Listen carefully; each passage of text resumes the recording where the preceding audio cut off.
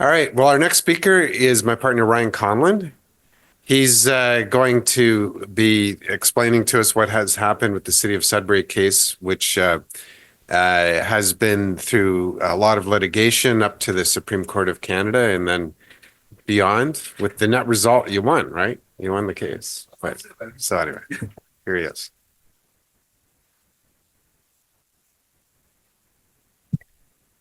All right. Thank you so much for that kind introduction. And yes, today I am once again going to be talking about the case that just never seems to end. I've been dealing with this case now for 10 years. It's one of the longest running case that I've ever dealt with, but it is the situation of the Ministry of Labor's prosecution against the City of Greater Sudbury.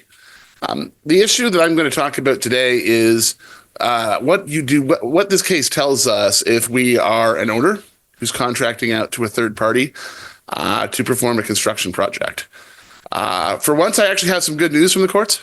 As you can see by the title, Back to the Future, the court has given us some guidance on what owners can and cannot do in terms of becoming the constructor. But as always with lawyers, there's a but, right?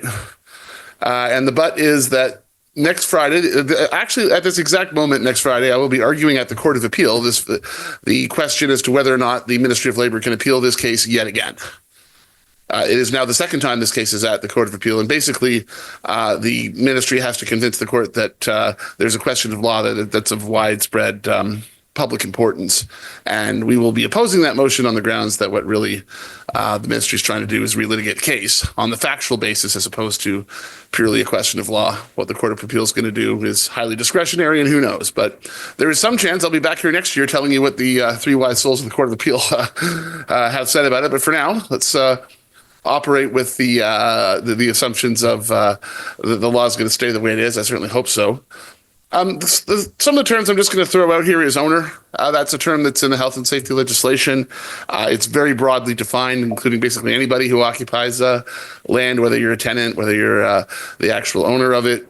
The obligations of an owner are pretty limited in the Act and are primarily dealing with designated substances and other hazards known to the owner of a property. Constructor, that's the health and safety law term for the general contractor. That's the person who is responsible for health and safety compliance by every employee and every contractor on the job. So if you take on the liability of constructor, it's a big onus. Everybody you are responsible for the safety of everybody.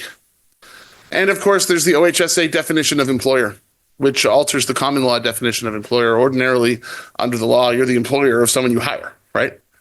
Well, directly as your own worker. Under health and safety law, you're the owner, you're the employer of everybody you subcontract with. And the Supreme Court has told us that includes construction contractors. And that's where sort of the rubber hits the road in these cases. Is the trick is that you want to avoid becoming the constructor, because if you do, you're responsible for everybody. But if you're an employer, how do you balance that? How do you balance that? And that's really what this presentation's about. Prior to in the so-called good old days, prior to the Sudbury case at the Court of Appeal, historically, owners would contract to general contractors and were operating under the assumption that they didn't have any liability. That as long as they didn't take away control of the project from the constructor, and there are numerous cases over the years where there was a dispute about who was actually in charge of the project, or whether the owner had to take an effective control of it, and who's responsible for what. But no one had really operated under the assumption that an owner had employer obligations. It was just who was the constructor, and that's what the cases were about. This all changed when there was a fairly significant, but relatively routine road building project in the middle of downtown Sudbury in the area of Elgin and Elm, if you know Ontario's, if you know the area at all. Successful bidder was a local company, Interpaving, who'd done a lot of work for the city and other.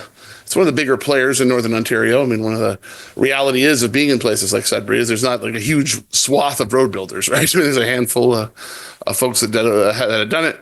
And per the usual practice, the standard form contract that had been developed by municipalities across the country basically designated that Interpaving would be the constructor and responsible for the job.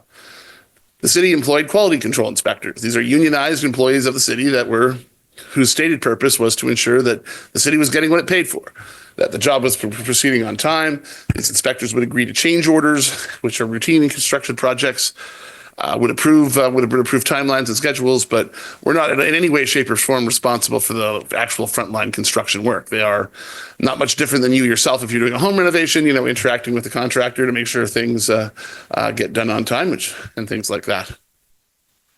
So there was no direction of the work by the inspectors, the contractors, tragically, and these facts are almost out of a Dickens novel. They're that tragic. I know a senior citizen had been knitting toques for orphans at a community group, and then tragically walked through a construction site where a road grader was reversing without a signaler and without a safety fence. And tragically, the victim was run over and died by being hit by this road grader. The contractor was ultimately convicted, Interpaving, for not having a signaler as an employer, and was fined $195,000. The trial then proceeded against the city as for the offenses of failing to, as an employer and as a constructor. The Crown had taken the position at trial that the city had taken over the job as constructor for failing to have a safety fence and failing to have a signaler, in essence. So this case, the city was acquitted at trial. And was found not to be either the constructor or the employer. Case went up to the Court of Appeal, where the Court of Appeal said, well, city, on the sole question of whether the city was or was not an employer, Court of Appeal said, yeah, the city's an employer. Read the definition. It says you contract out for work, therefore you're the employer. What due diligence is, according to the Court of Appeal, was to go back to a lower court to sort out. The city then appealed to the Supreme Court of Canada and got leave to be heard by the Supreme Court. This is one of the first health and safety cases in probably 25 years that's made its way to the Supreme Court. Very few employment or health and safety cases make it as far as the Supreme Court. There's a very small number, especially health and safety. Ultimately, there was only 8. The case was heard by 9 justices, and one of the justices retired prior to the issuing of the judgment. So there were only 4 judges. There were only 8 judges, and that resulted in a 4-4 tie. Basically, 4 judges basically said that the OHSA was designed to allow an owner to take a hands-off approach, that the belt and braces argument made by the other 4 judges was illusory. And asking a question which I'm not sure I know the answer to, what was the benefit in imposing liability on a party that was not responsible for directly carrying out the safety measures? I still don't know the answer to that question. I guess that was the heart of our argument. The dissenting judges found the ministry's approach would lead to absurd results. Housing employers would be in a position that it would be impossible to fulfill. Hopefully not, because we're stuck in a world where we have to follow these duties. And the dissent raised a very good issue, too, about the cost of defense and unchecked prosecutorial discretion.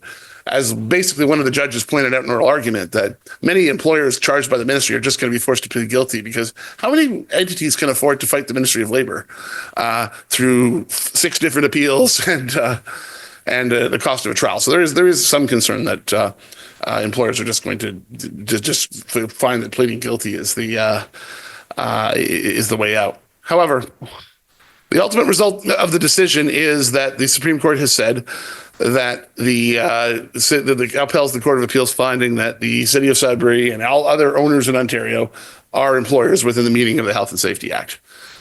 The decision is not technically legally binding because it's a 4-4 decision, but is entitled to great respect. And it's important to remember that the impact of Sudbury is going to vary significantly depending upon what province you're in. So what I'm commenting on strictly is how this works at the provincially regulated level in Ontario.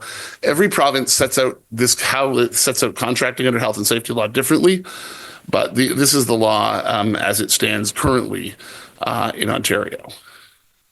So the Supreme Court did set out some comments, even though the issue of due diligence was not before it.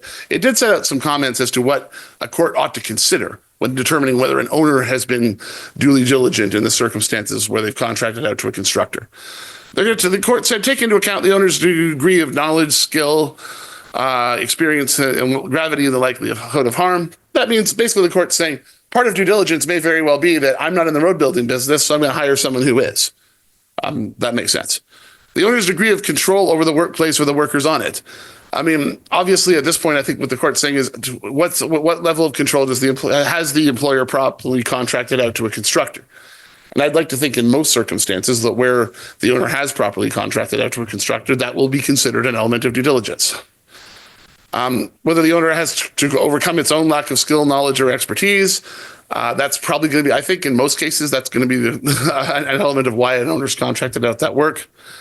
Whether the owner took steps to evaluate the constructor's ability to ensure compliance with the act, that's going to be pre-qualification, and I'll talk about that in some detail. Probably the most important step that an owner can take is pre-qualifying contractors, checking out their safety record, things along those lines. It's the one proactive step I think a court will expect in every case. And always the tricky piece is whether the accused effectively monitored and supervised the constructor's work on the project to ensure the requirements of the act and regulations were carried out in the workplace, which quite frankly, as a practical matter, is a very tricky thing to do without being seen as controlling the job. But the good news is the Superior Court of Justice looked at the actions of the city, which of course were all undertaken long before this decision of the Supreme Court was ever issued. So the city was somewhat prescient in its actions and that it lined up to do things and basically determined that the city had acted diligently. It went through the SCC criteria and said, look, the city contracted out to a road builder because it's not in their own building business. It properly pre-qualified this road builder and also had the unique fact of having worked with this contractor on 35 previous occasions without an incident. Now, very few times are we as an owner going to have those kind of facts, but certainly that's what the court said. And lastly, the court found the city there was examples of the city supervising the job. They had stopped the work on the project a few weeks earlier prior to the accident due to certain safety violations, but found that if the Ministry of Labor had argued the city should have exercised much more control over the project, and the judge said if the city did that, it would become the constructor. So there's a limit to how much supervision, a level of hands-on control that a city can ultimately have, or an employer can have. So that, in my mind, is really good news for employers. And Justice Cornell wrote, and what in my view was now obviously I'm somewhat biased when I argued it, but wrote a very, I think, effective and practical decision in these circumstances. So the elephant in the room here is I'm just going to talk about the impact of the case by going through some scenarios and ideas as to how this actually is going to play out in the real world. And as I said, all my comments are subject to the fact that there is this leave motion for the Court of Appeal to look at this again next week, literally 1 week today. There's no question that an owner who properly engages a third party is potentially liable as an employer. And the Supreme Court makes it clear that that's regardless of whether they have their own quality control people on the site. Liability is triggered by entering into the contract. The second you do so, you're considered an employer. And so ultimately, let's take a look at a few scenarios as to how this might work in the real world. An owner tenders a roofing project and receives 3 bids from subcontractors. The owner selects a successful bidder exclusively on the basis of price. No other issue is considered at the tendering stage. The bidder signs a contract agreeing to act as the constructor and be responsible for safety. Tragically, a worker dies after falling off the roof. The owner finds themselves charged with failing to ensure that a worker was trained in fall protection and failing to assure a worker was tied off in fall protection. At trial, the owner asserts that he exercised due diligence by hiring a contractor that purported to be an expert and agreed in writing to act as the constructor. The owner-employer argued it could not take a hands-on day-to-day role in monitoring fall protection compliance, as that would make it the constructor. All right. Is this owner-employer going to be found guilty or not guilty, do you think? My sense is that that this owner is going to have a difficult time succeeding. I mean, certainly he'll have some due diligence. The fact they contracted out to an expert, okay, that is one of the criteria. Probably overcame his own knowledge, but where they really fall down is pre-qualification. They didn't do anything. They just said, let's find the cheapest contractor we can find. And what does the cheapest contractor often mean? The cheapest sometimes means, not always, but could mean they're cutting corners. Was there any request to see a copy of the safety program? Any written confirmation that workers have been trained in fall protection? Any visits to the site at all? Do you even just visibly observe if any health and safety compliance is being exercised? But so ultimately, what the Supreme Court has said, it is relevant considerations might include the owner pre-screening the constructor before hiring the constructor to ascertain, for example, Whether in fact the constructor has superior expertise. Did you check references? Do they work for other people? Do they ever worked for other people? A track record free of prior convictions for breaches of the act, and the capacity to ensure compliance with the regulation. You can certainly, I can tell you, and I mean this is with an asterisk, you can go on to the WSIB's safety check website and get a sense of the workers' comp claim history of any particular employer. Now, one has to be careful with that information, remembering that workers' comp claims are no fault. They can include stress claims. They can include all sorts of things, but it's certainly something the government thinks, at least. And it's one tool that's publicly available. You know, and if you're looking at three of them and you have one company that has 30 claims and the other one that has 2, and they're similarly sized, what does that tell you? So the employer in this case is probably going down because no pre-screening, no confirmation the workers had any legally required training, no assessment of the competence, no monitoring of safety of any kind. I mean, it might be a different outcome. Like if this was in fact an employer that had all their workers trained and they had a good enforcement program and it's an isolated incident, maybe it's a different story. But the real problem here is the lack of pre-qualification. So what type of pre-qualification is required?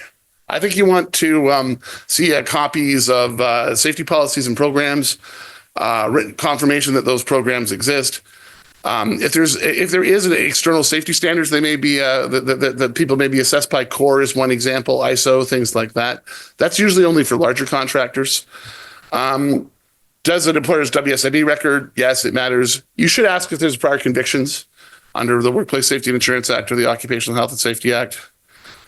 There may be special challenges. I mean, as soon as I deal with employers in remote locations, it may very well be that you require the employer to undergo some of your own training or through a provider of your choice, because this can become really challenging and really sort of small one-off kind of contracts. You also have to consider the risk, like how much, like not all risks are created equal, right? I mean, certainly roofing is an example of a very high risk situation, in the sense that there's fall risks, there's workers that are typically minimally trained.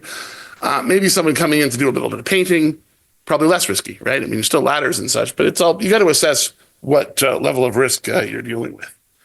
Due diligence scenario 2, a new credit union is being built, and one of the owner's best clients is a local painting contractor. The painting contractor makes it clear that it expects to be hired for this job, and the credit union must pay it directly. The credit union decides that it better hire the client for the painting work. The credit union engages the GC to act as the constructor. The GC has a sophisticated pre-qualification for subcontractors that describes to the credit union. GC says, we pre-qualify all the people we hire. This is how we do it. The credit union informs the general contractor about the requirement to use this particular painter, and that the painter will be paid directly by the credit union. The GC indicates that it strongly prefers to use contractors it has a relationship with and to pay the trades directly to avoid confusion on control issues with either the trade or the ministry. However, the GC agrees to use and supervise the painting contractor provided that it passes the GC's safety pre-qualification audit.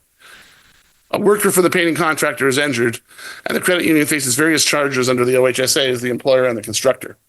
The Crown alleges that paying the contractor directly is one factor that turns the game, that makes the credit union both the employer and the constructor. Does the credit union risk becoming a constructor by paying a trade directly? Yeah, it does. It's a practice I would avoid. It's always best to have the general contractor pay for subtrades. There is case law that suggests that factor is not determinative. Even Ministry of Labor Policy says so, but it's certainly one factor that's considered. Certainly the ministry pays attention to that. It's a question they ask every time. Is it appropriate for a constructor to agree to pre-qualify and supervise a trade which they are not paying? Yes, if you have to set it up that way, yes, you can. Can the credit union rely on the pre-qualification performed by the constructor? Sure, absolutely. They're the ones in the business that are pre-qualifying people. Would the credit union likely be convicted as the employer? No, I don't think so. Like they would probably be found not guilty in these circumstances because the subtrade was under the control and pre-qualification of the general contractor. I don't think just paying them would be enough would be particularly relevant to due diligence. These facts are based upon a well-known real case. New gas station is being built, and the owner hires a safety consultant to be the owner's representative on site. The consultant insists that all parties accessing the site must sign in and sign out on a sheet that he prepared. The consultant determines the content of the daily toolbox meetings. He frequently provides technical advice on how to set up certain aspects of the project. This consultant chairs the weekly multi-trade safety meetings. The consultant also has the power to discipline workers and to issue an order that they be removed from the site. A ministry inspector arrives and issues an order that the owner file a notice of project. The owner appeals. What's the lesson of this scenario? Be very careful who you hire. Sometimes safety consultants, some of them are just, first of all, they're not necessarily licensed by anybody. There are registered safety professionals. There's nothing stopping someone from calling themselves a safety consultant and then anybody could. So you got to be careful. In this fact, the safety consultant crossed the line. Any safety consultant you hire, and I'm not saying it might not be in certain circumstances a bad idea to hire a third-party safety consultant as an owner's rep, but these people have to be aware of what their limitations are. The owner's representatives can't tell the constructor how to comply. They can attend meetings, but they certainly shouldn't be chairing them. And they certainly shouldn't be stipulating contents of toolbox talks. They certainly should not be interacting directly with and removing workers from site or disciplining workers or having any interaction with workers at all, save and except for the senior management on site. So you just be very careful about safety consultants in these circumstances. I mean, I can tell you, when you follow my own case on LinkedIn, I've seen some advice that's been written about this case, which I just can't tell you how awful some of it is. Like really telling you to do things you absolutely should not be doing. And this is sort of why we put the scenario together. A safety consultant acting on behalf of an owner conducts weekly inspections of the project at random times each week. During one inspection, the consultant observes workers in a trench that is not equipped with a trench box. The consultant immediately orders the workers out of the trench and shuts down the job. He immediately contacts the site superintendent and the client owner. The owner directs the safety consultant to assure a satisfactory compliance plan. The site superintendent apologizes to the owner for the contravention, but complains that the consultant had no right to shut the job down or request a compliance review. Is the site super right? I would say he's not. In these circumstances, we're talking about a killer contravention. He shut the job down. He saw there was no trench box, which if there is no trench box, that means people could die and get buried in a trench. We just had a very recent example at a church in Toronto not that long ago, literally a few weeks ago. Facts where 2 workers died in a situation exactly like that. So when a safety consultant sees something like that, he's welcome to shut the job down. But notice what he did. He contacted the site superintendent and the owner and told the constructor to get a plan. You tell me what's your compliance plan here? And the compliance plan, of course, should be get a proper trench box and that's shored appropriately, etc. But notice what he didn't do. He didn't say, get this trench box. I'm going to supervise you doing it. He just basically said, I saw something that's just so abundantly serious, I had to shut it down.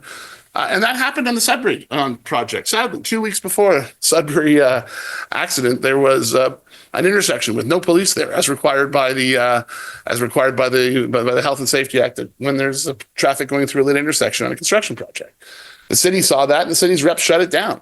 Called the most senior representative of Interpaving and told him to get over here and fix this up. That was so you're allowed to do it when it's serious, but it's be careful about crossing the line on a day-to-day thing. Owners usually do have the contractual right to shut the job down. I don't think it crossed the line asking for a compliance plan. And this will be obviously is an element of due diligence, that by having someone there, the Supreme Court did talk about monitoring the job for compliance. That's an example of due diligence. So let's go back to scenario 1, which, as you will recall, was the owner that simply hired the cheapest roofing company without doing any pre-qualification or site monitoring of any kind. The untrained worker died.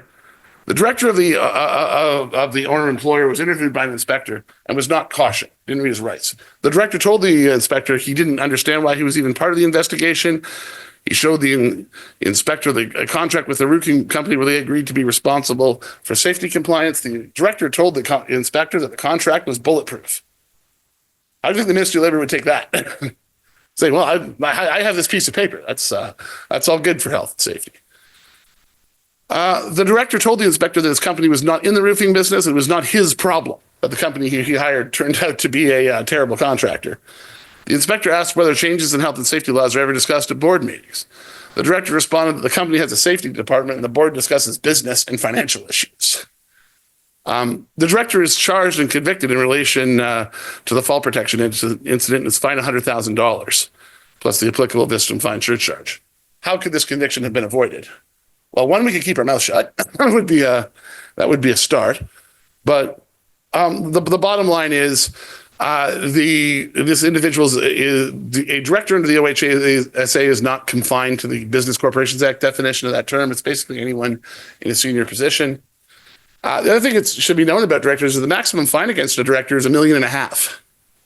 It's way higher than the maximum fine against an individual. So certainly the Ministry of Labor no one's tested that project yet. What does a due diligence defense look like for a director in a case like this?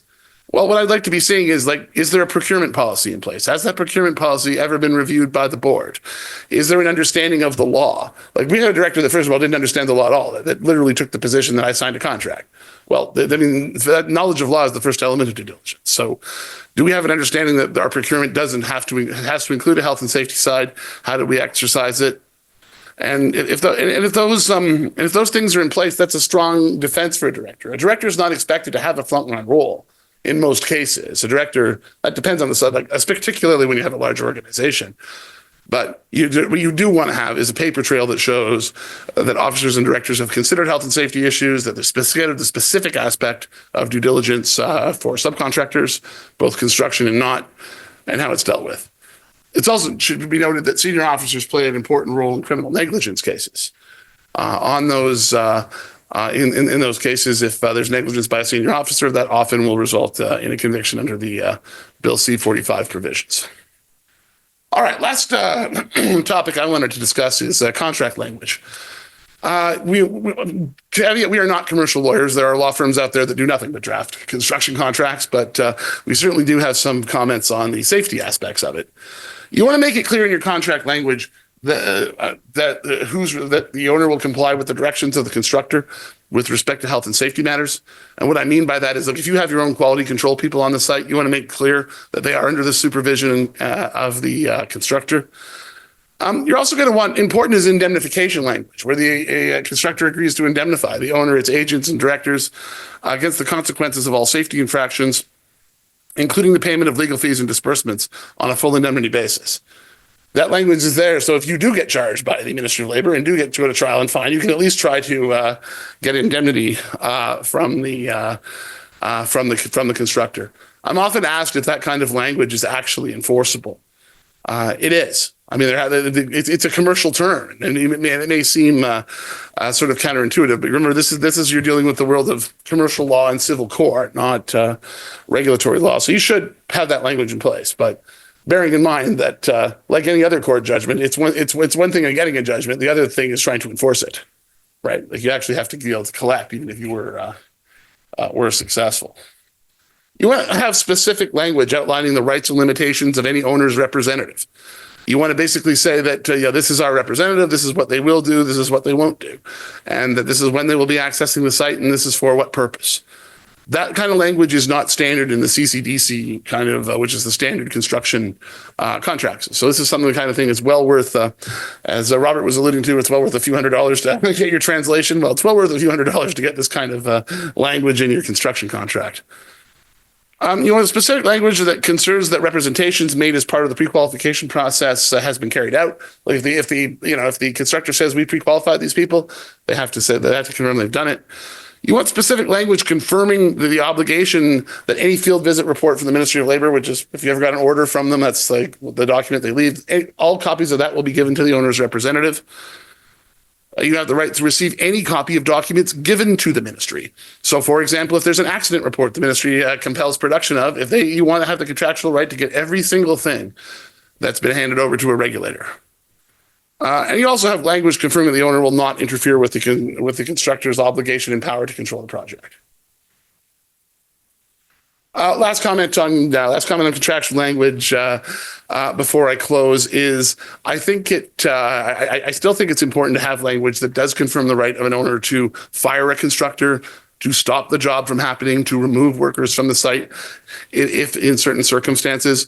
I will tell you, in the Sudbury case, the Ministry of Labor said that although that's an example of the owner controlling the project, the court said, no, it's not. Those are emergency provisions that all owners would want to have in their contract in case the project goes south. Sure, if you exercise those rights, you may very well be becoming the constructor, but you're also in the situation you want to have the power to be able to stop a project and have no question that you have the right to do so. And when you don't exercise that right, that doesn't make you the constructor. Thank you so much for your attention. And I said, one question? Yeah.